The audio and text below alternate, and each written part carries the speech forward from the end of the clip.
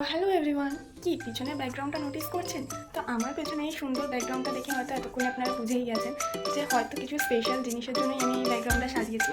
হ্যাঁ, অবশ্যই আমার বরের বার্থডে আছে, তো তাই জন্য আমি এই পেছনের সুন্দর ব্যাকগ্রাউন্ডটাকে সাজিয়েছি। যেহেতু বার্থডে, সেহেতু বেলুনসগুলো মেন, সেগুলো তো লাগাবোই। তো আমি এখন আপাতত এই সুন্দর ব্যাকগ্রাউন্ডটা করেছি ওকে সারপ্রাইজ দেওয়ার জন্য। রাত ঠিক 12টার সময় আমার বরকে একটা সারপ্রাইজ গিফট দিয়েছি।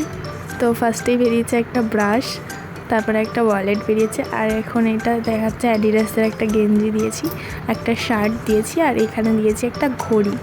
তো ঘড়িটা পেয়ে তো স্যার ভীষণই খুশি, হাতে পরেও দেখাচ্ছে যে পুরো পাক্কা 12টার সময় ওকে গিফট দিয়েছি। দুপুরবেলা ছোট্ট একটা রান্নার আয়োজন করে দিয়েছিলাম ওকে খেতে। তো ও তো ক্যামেরার সামনে আসতে খুবই লজ্জা পায়, তখন খেতে বসে পড়েছে। এই যে আমাদের একটা ছোট্ট অতিথি এসেছিলো, তো এখানে আমি খেতে বসে পড়েছি। তো আর কী রান্না করেছিলাম সেটা আগে বলে দিই। করেছিলাম ভেজ ডাল, আর করেছিলাম 5 রকমের ভাজা, যেমন ঢেঁড়স ভাজা, আলু ভাজা, কাঁকরোল ভাজা, পটল ভাজা, আর বেগুন ভাজাটাও ছিল, আমি বেগুন খাই না বলে নিইনি। আর করেছিলাম চিকেন কষা, একটু গন্ধরাজ লেবু দিয়ে চিকেন কষাটা খেয়ে নিলাম। আর খেয়েছিলাম চাটনি, পাঁপড়, পায়েস, সেগুলো আর ভিডিও করে ওঠা হয়নি। তো সন্ধ্যেবেলা ফাইনাল ডেকোরেশন করে নিয়ে গেছিলাম একটা ছোট কেক আনতে। তো কেক নিয়ে এসেছি, এখনও কেক কাটছে, আর ওর একটা বন্ধু এসেছিলো।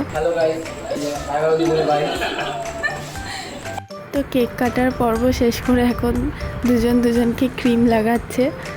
তো এই যে আমার বর দাদাকে ক্রিম লাগিয়ে দিয়েছে বলে এখন দাদা আমার বরকে পুরো ভূত বানিয়ে দিয়েছে ক্রিম লাগিয়ে। তো ওটাই দেখাচ্ছিলাম আপনাদেরকে। তো এখন কেক কাটার আগের কিছু মুহূর্ত শেয়ার করে নিচ্ছি আপনাদের সাথে।